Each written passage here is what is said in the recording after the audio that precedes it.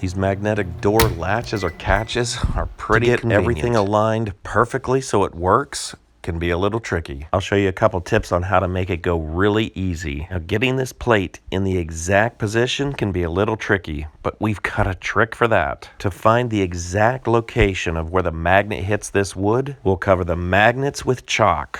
Now when we close the door, we're going to get an exact imprint. Just make sure you push the door really hard. Now, when we open up the door, we're going to see exactly where that metal plate goes. See that little chalk mark? That's where we're going to put the metal plate. So make sure that the metal plate is perfectly aligned with the chalk mark. Put a pencil mark right in the middle of the plate. I use a drill with a nail in it. This will give a perfect little hole for the screw to start.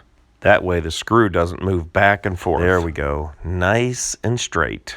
Now that the plate's on there, we can loosen up the screws and move the magnets back and forth. That way you can make that perfect contact. You'll know when you get it just right. When you close the door, it'll just snap closed. Once you've got the adjustment right, go ahead and tighten up the screws. And now you can see installing a magnetic latch isn't that complicated. Appreciate your time and thanks for watching.